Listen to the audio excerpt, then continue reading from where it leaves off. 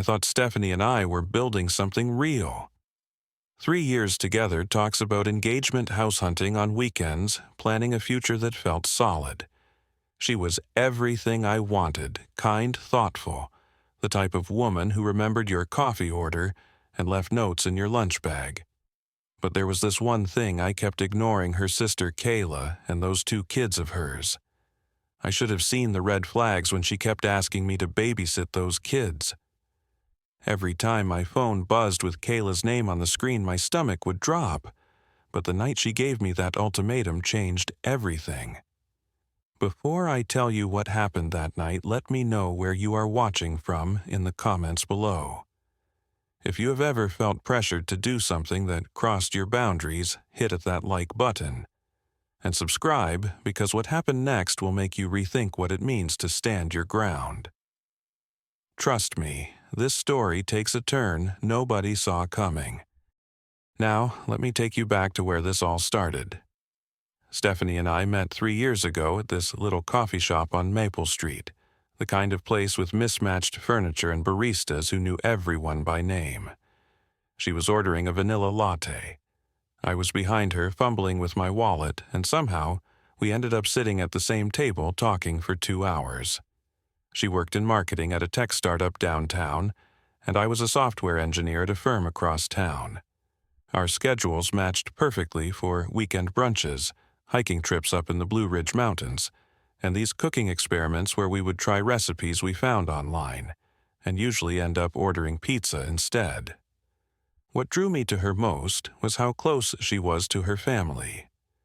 She talked about her mom, her dad, and especially her younger sister Kayla, with this warmth that made me feel like I was getting a preview of what life with her would look like. Family dinners every Sunday, holiday traditions, the whole package. I loved that about her. My own family was scattered across 3 states, so being pulled into hers felt like finally having roots somewhere. Kayla was 26, a single mom to 2 kids, Tyler, who was 7, and Madison, who was 5. I met them for the first time at a family barbecue about 6 months into dating Stephanie. I remember walking into the backyard smelling burgers on the grill, hearing laughter, and then this shriek that could shatter glass. That was Madison. Tyler was chasing her with a water gun, both of them screaming at volumes I did not know small humans could reach. Stephanie laughed it off, said they were just excited. Her mom was flipping burgers, her dad was nursing a beer, and Kayla was sitting in a lawn chair scrolling through her phone like the chaos around her did not exist. Tyler ran straight into me, nearly knocked me over, did not apologize, just kept running. Madison threw herself on the ground because Tyler got the blue popsicle she wanted, and the screaming started again. I looked at Kayla, expecting her to step in, but she just sighed and said something like, "They are being kids," without even looking up from her screen. Stephanie jumped in, tried to calm Madison down with promises of ice cream later, and I stood there thinking, okay, just kids being kids, they will grow out of it.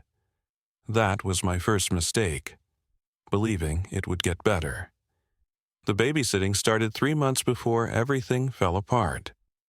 Kayla called Stephanie one Tuesday evening, said she had a doctor appointment and could not bring the kids. Stephanie did not even hesitate, told her of course we would watch them. I was less enthusiastic, but did not want to be the guy who said no to helping family, so I agreed. Kayla dropped them off at 6 in the evening, said she would be back by 9, and disappeared before I could ask any questions. The first thing Tyler did was grab a can of soda from our fridge, shake it up, and spray it all over the living room sofa. Stephanie tried to redirect him, asked him to please be careful, and he looked her dead in the eye and did it again. Madison wanted to watch a specific cartoon we did not have, so she started crying that full body, sobbing where kids forget how to breathe. We tried putting on something else, offering snacks, nothing worked. She ended up grabbing markers from Stephanie's desk and drawing on the wall before either of us could stop her. Purple and green flowers all over the white paint. Dinner was a nightmare. We made spaghetti thinking kids love spaghetti right wrong. Tyler said it looked like worms and refused to eat. Madison took one bite, spit it out dramatically, and demanded pizza. We did not have pizza. She cried again. By 8 o'clock we gave up and ordered pizza, which they devoured in 10 minutes before demanding candy for dessert. Stephanie said no. They had enough sugar, and that started another round of tears and yelling. Bedtime was supposed to be 9, but they refused to sleep. They jumped on the guest bed, ran laps around the apartment, hid under tables. I was exhausted. Stephanie looked ready to collapse. Kayla showed up at 11:15, a full 2 hours late, smelling like wine, and laughing about how her appointment ran long. Appointment. Right. I helped her load the kids into her car, came back inside, and collapsed on the couch. Stephanie sat beside me, leaned her head on my shoulder, and said, "Thank you for being so patient. They are a handful, but Kayla really needed the help." I told myself it was just one night. I could handle one night. 2 months ago, Kayla called again. This time, she had a job interview, could not reschedule, desperately needed help. Stephanie said yes immediately. I bit my tongue and agreed. This time was worse. Tyler, clearly testing boundaries, grabbed my favorite glass vase off the shelf and dropped it. Just let it fall. It shattered everywhere, and when I raised my voice asking what he was thinking, he shrugged and said it was an accident. It was not. I saw him look right at me before he did it. Madison, when I told her she could not have more candy after she had already eaten half a bag, walked up and hit me. Just smacked me on the leg and screamed that I was mean. Kayla picked them up 3 hours late. That time did not apologize, just said traffic was terrible. That night I told Stephanie we needed to set boundaries. I said Kayla was taking advantage of us, that this could not keep happening every week, that I loved her, but this was not sustainable. Stephanie got defensive. She said Kayla was struggling, that being a single mom was hard, that family helps family. I understood that I did, but I also knew I was being used as free childcare so Kayla could do whatever she wanted. I let it go, because I did not want to fight, but the resentment started building. Every time Stephanie's phone rang, I hoped it was not Kayla. It usually was. The worst part was realizing Kayla was not even honest about the emergencies. One night, while they were at our place, I saw Kayla's social media. She had posted a picture at some trendy bar downtown with friends, all of them holding cocktails, caption saying "Girls' Night Out." We were at home with her kids while she partied. I showed Stephanie, hoping she would see what I saw, that her sister was using us. Stephanie just said Kayla deserved to have fun sometimes, that she worked hard and needed to blow off steam. I asked when we got to blow off steam, and Stephanie did not have an answer for that. I kept telling myself maybe I was being too sensitive. Maybe this was just what you did for family. Maybe I needed to toughen up and stop complaining. But deep down, I knew something was wrong. I just did not know how wrong it was about to get. Last month, the babysitting requests went from occasional to constant. Every single week, sometimes twice a week, Kayla needed us to watch Tyler and Madison. The excuses got flimsier. She needed self-care time. She had a girls' night planned. She just needed a break. Stephanie never questioned it, just said yes every time, often, without even asking me first. I would come home from work and find out we were babysitting that night, my plans already canceled without my input. I had to skip poker night with my buddies 3 times because Stephanie committed us to watching the kids. I missed my gym sessions because by the time Kayla picked them up, I was too drained to do anything but sleep. One Wednesday, I had a huge presentation at work, needed to be sharp and focused, but Stephanie had agreed to babysit the night before. I barely slept. Tyler and Madison were up until midnight, and I went into that meeting running on 2 hours of sleep and 3 cups of coffee. I was furious, but Stephanie did not understand why I was upset. She said it was just one night that I was being dramatic. I tried talking to her again. I sat her down, explained that I felt like my needs were being ignored, that Kayla was taking advantage of her kindness, that we needed to set clear boundaries and stick to them. Stephanie listened, nodded, but then said the same thing she always said. She is my sister. She is struggling. We have to help. I asked how long we were supposed to help if there was any end in sight, and Stephanie got defensive. She accused me of not caring about family, of being selfish, of not understanding what it meant to sacrifice for people you love. I did understand sacrifice.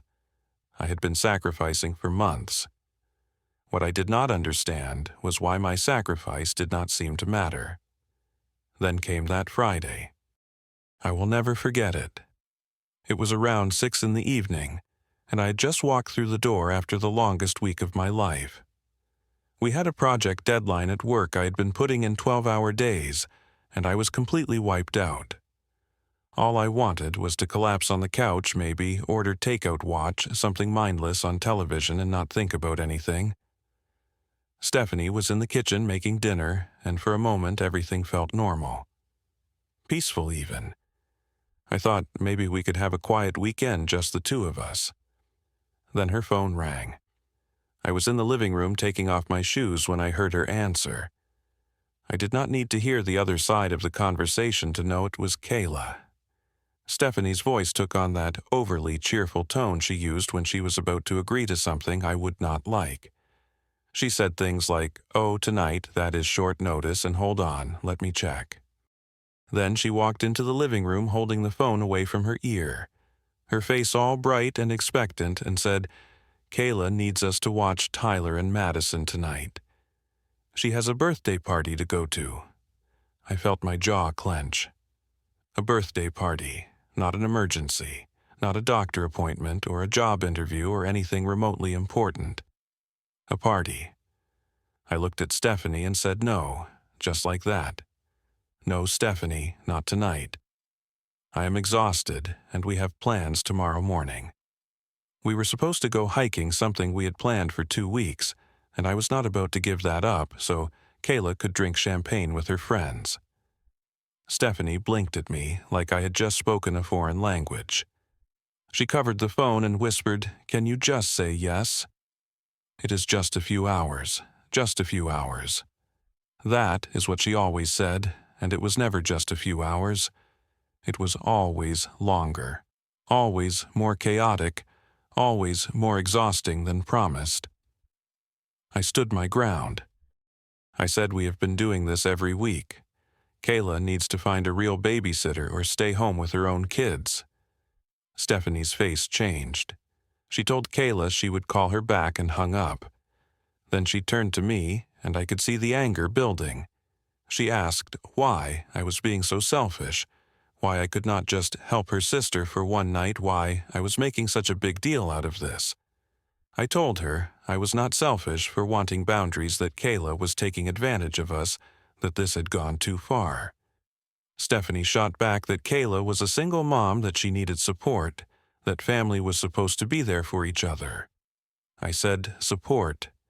She is going to a party, not a hospital. This is not about helping someone in need. This is about being a free babysitter so she can do whatever she wants. Stephanie's face turned red, and she raised her voice, something she rarely did. She said if I could not be there for her family, maybe I was not the man she thought I was. That stung. 3 years together, and suddenly I was not good enough because I did not want to babysit. Then she said it. The ultimatum. She stood there in our living room, hands on her hips, and said, "Here is what is going to happen, Roger. You are going to call Kayla back and tell her we will watch the kids tonight. Or you can pack your things and leave. I need a man who steps up for family, not someone who makes excuses every time things get inconvenient." The room went silent. I could hear the hum of the refrigerator in the kitchen, the distant sound of traffic outside, my own heartbeat pounding in my ears. I stared at her. This woman I had loved for 3 years. the woman I had imagined marrying, and I did not recognize her. She was giving me an ultimatum. Choose to do what she wanted or leave. No discussion, no compromise, just her way or the door. I thought about all the times I had said yes when I wanted to say no. All the nights I spent exhausted and frustrated while Kayla partied. All the conversations where Stephanie dismissed my feelings and told me I was overreacting. This was not about one night of babysitting. This was about respect. This was about whether I mattered in this relationship at all. Stephanie crossed her arms and said it again, slower this time, like I had not heard her. So, what is it going to be, Roger? Step up or get out? I felt something shift inside me. Clarity, maybe, or just the final breaking point. I looked at her, and for the first time in 3 years, I saw the situation exactly as it was. I was not her partner. I was her backup plan, her babysitter, her yes man. And I was done. I took a deep breath, and I knew exactly what I had to do. I looked Stephanie in the eye and said, I choose to get out. Her face went blank. She stared at me like she had not heard correctly, like I had just said something in another language. She said, what you are not serious. But I had never been more serious in my life. I said I am completely serious. I am not going to be manipulated into doing something I do not want to do, and I am definitely not going to stay in a relationship where I get an ultimatum instead of a conversation. Stephanie's expression shifted from shock to panic. She tried to backtrack, said I was being dramatic, that we could just watch the kids this one time and then talk about boundaries later. But I had heard that before. We had talked about boundaries plenty of times and nothing ever changed. This was just another empty promise to get me to comply. I shook my head and walked toward the bedroom. I started packing. Grabbed my laptop off the desk, pulled clothes out of the closet, threw them into a duffel bag. Toothbrush from the bathroom phone charger, the few important documents I kept in the nightstand. Stephanie followed me, her voice getting higher and more frantic. She said, "Wait, you are actually leaving over babysitting." I stopped and turned to face her. I said, "No. I am leaving because you gave me an ultimatum instead of respecting my feelings. I am leaving because you value your sister's party night over our relationship. I am leaving because after 3 years together you still do not see me as an equal partner. I deserve better than this, Stephanie. I deserve someone who does not threaten to kick me out every time I set a boundary." I zipped up the bag and slung it over my shoulder. Stephanie was crying now, tears streaming down her face, but I could not let that stop me. I had made my decision. I walked past her toward the front door. She followed, her voice shaking, and said, "If you walk out that door, we are done. You know that, right? This is it." I stopped with my hand on the doorknob. I turned back one last time and said, "I know." And I am still walking. I opened the door and stepped outside. Behind me, I heard Stephanie let out a sob, but I did not look back. I could not. If I looked back, I might second-guess myself, and I knew in my gut that leaving was the right thing to do. I got in my car, tossed the bag in the passenger seat, and drove. I did not know where I was going. At first, just drove on autopilot until I ended up at my best friend Marcus's place across town. Marcus opened the door, took one look at my face, and said, "Come in, man." I told him everything. He listened, did not interrupt, and when I finished, he said, "You did the right thing. I know it does not feel like it right now, but you did." He set me up in his guest room, ordered pizza, and we stayed up late watching basketball and not talking about Stephanie. I appreciated that. I needed the distraction. That first night, I barely slept. I kept replaying the fight in my head, wondering if I had overreacted, if I should have just agreed to watch the kids one more time. But every time I thought about going back, I remembered the look on Stephanie's face when she gave me that ultimatum. the coldness in her voice, the lack of respect. No, I had made the right call. The next morning, my phone started blowing up. Stephanie called 6 times before 9 in the morning. I did not answer. Then the texts started. At first, they were angry. She said I was immature, that I had thrown away 3 years over nothing, that she could not believe I was being so petty. A few hours later, the tone shifted to desperate. She said we could work this out, that she missed me, that she did not mean what she said. By evening, the messages turned bitter. She said I never really cared about her family, that she should have seen this coming, that I was selfish and cold. I did not respond to any of them. 2 days later, Marcus ran into a mutual friend of ours, a woman named Jenna, who knew both me and Stephanie pretty well. Jenna pulled Marcus aside and told him something that made his jaw drop. He came home and immediately found me. He said, "Man, you are not going to believe what happened." Apparently, after I left, Stephanie had no choice but to call Kayla and tell her they could not babysit. Kayla did not take it well. She called Stephanie useless, said she could not count on her for anything, and hung up on her. But here is where it gets wild. Kayla went to that party anyway. She left Tyler and Madison alone in her apartment. Alone. A 7-year-old and a 5-year-old by themselves.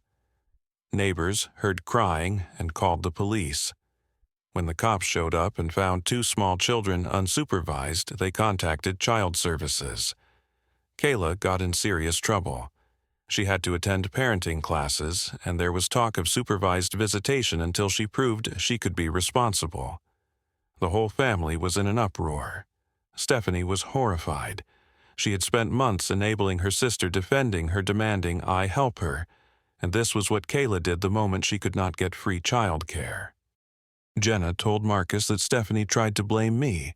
At first said if I had just helped one more time, none of this would have happened. But the mutual friends shut that down fast. They said I had every right to set boundaries, that Kayla's actions were not my responsibility, and that maybe Stephanie needed to take a hard look at why she let things get that far. Jenna told Marcus everyone is saying Roger dodged a bullet. Stephanie was so busy protecting Kayla that she did not see how toxic it all was. When Marcus told me this, I felt a mix of emotions. Relief that I had trusted my instincts. Sadness that it took something this extreme for Stephanie to see the truth. Anger that Kayla had put those kids in danger. But mostly I felt vindicated. I had not walked away to prove a point. I had walked away to protect my peace, my boundaries, my self-respect. And now everyone could see that I had made the right choice. The first week after leaving was brutal. I stayed with Marcus, threw myself into work, and tried not to think about Stephanie. But the pain was real. I missed her. I missed the good parts of our relationship, the lazy Sunday mornings, the inside jokes, the way she used to leave little notes in my lunch. But I also felt this strange sense of relief. I did not have to worry about last-minute babysitting calls. I did not have to swallow my frustration and pretend everything was fine. I did not have to fight for basic respect. Marcus was great. He cooked for me, let me vent when I needed to, and gave me space when I did not want to talk. We watched sports, played video games, and slowly I started to feel like myself again. 2 weeks in, I started doing things I'd been putting off. I went back to the gym, something I had not done regularly in months. The stress weight I'd been carrying started to melt off, about 15 pounds, over the next month. I reconnected with friends I had been neglecting, went to poker night with the guys, actually showed up this time. One of my buddies, Derek, pulled me aside and said, "Man, we missed you. You kind of disappeared there for a while." He was right. I had lost myself in that relationship, molded myself into whatever Stephanie needed me to be, and forgotten who I was outside of that. I signed up for a coding workshop I had been eyeing for months, but never had time for. Started going to this local photography club on Thursday nights, something I'd always wanted to try. bought a decent camera, learned the basics, met people who shared the same interest. These were people who respected my time, who did not demand anything from me, who just enjoyed my company. It felt good, it felt normal. A month after I left, I found my own apartment. Nothing fancy, just a small one-bedroom in a quiet neighborhood, but it was mine. I furnished it, slowly picked out things I actually liked instead of compromising on everything. I had a small balcony where I could drink my morning coffee and watch the sunrise. No drama, no last-minute emergencies, no one telling me I was not good enough. Just peace. I got a promotion at work, something I had been working toward for over a year. My boss said my recent performance had been outstanding, that I seemed more focused. I was. Without all the chaos at home, I could actually concentrate on my career. 2 months after the breakup, Stephanie texted me one last time. The message was long, and I almost did not read it, but curiosity got the better of me. She said she was sorry for everything, that I had been right, that she should have listened to me. She told me about the fallout with Kayla, how child services got involved, how their entire family was furious with Kayla for being so irresponsible. She said she finally understood that she had been enabling her sister's bad behavior, that she had put Kayla's needs above mine, and that she had lost the best thing in her life because she could not set boundaries with her own family. Then she asked if there was any chance we could try again. She said she had learned her lesson, that things would be different, that she would never put me in that position again. I sat with that message for a long time. Part of me, the part that still remembered the good times, wanted to believe her. But I knew better. People do not change that fast, and even if Stephanie had learned something from this, the damage was done. I could not go back to someone who had threatened to kick me out for setting a boundary. I could not trust someone who only respected me after losing me. So I replied. I said I appreciated the apology, that I hoped she and Kayla both learned from this experience. But no, we could not try again. Not because I did not care, but because I knew what I deserved now. I deserved a partner who respected me from the start, not one who learned to respect me only after losing me. I told her I wished her well, I really did, but I was moving forward. Then I blocked her number and deleted the conversation. That chapter of my life was over. Months passed. I kept going to the gym, kept building my career, kept exploring new hobbies. I started dating casually, nothing serious, just meeting new people and figuring out what I actually wanted in a partner. I was clearer about my boundaries now. I did not apologize for having standards. I did not feel guilty for saying no, and the people I met, the good ones anyway, respected that. The ones who did not, I let go without a second thought. I was not interested in repeating old patterns. One evening, I was sitting in my apartment drinking coffee on the balcony, watching the sunset over the city. I thought about the past year, about everything that had happened. 3 years with Stephanie had not been a waste.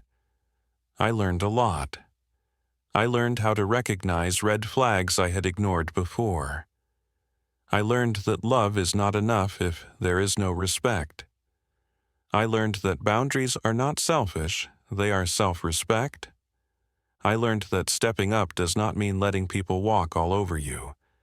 And I learned that the right person will never make you choose between your dignity and your relationship. I thought about Roger from a year ago, the guy who swallowed his frustration and said yes when he wanted to say no. The guy who thought setting boundaries made him difficult or selfish. That version of me was gone. In his place was someone stronger, someone who knew his worth, someone who would not settle for less than he deserved. I was healthier, happier, more successful in my career, surrounded by people who actually valued me. I was thriving. And it all started the night I chose to walk out that door. I am not going to lie and say it was easy. It was not. Walking away from someone you love is one of the hardest things you can do. but it was necessary. Sometimes the people we love ask us to shrink ourselves to fit their lives, to ignore our own needs, to sacrifice our peace for their convenience. And sometimes the most loving thing we can do for them and for ourselves is to say no. Because you cannot build a future with someone who does not respect your present. You cannot have a healthy relationship with someone who punishes you for having boundaries. And you cannot find happiness if you are constantly bending yourself into shapes that do not fit who you are. Looking back, walking out that door was one of the hardest things I ever did, but it was also the most necessary. Because on the other side of that pain was freedom. On the other side of that difficult decision was a life where I was not constantly anxious, not constantly giving more than I received, not constantly wondering if I mattered. I found peace. I found myself. And that is a lesson I will carry with me forever. If you are in a situation where someone is testing your boundaries, remember this. Walking away is not giving up. It is choosing yourself. And that is never the wrong choice. So let me ask you, have you ever had to walk away from someone you loved because they did not respect your boundaries? Drop a comment below and share your story. If this resonated with you, smash that like button and subscribe for more real talk about relationships and standing your ground. Share this with someone who needs to hear it, someone who might be struggling with the same thing. Your support means everything, and I hope this story reminded you that you deserve respect always. Thank you for listening, and remember, choosing yourself is never selfish. It is survival. Take care of yourselves out there.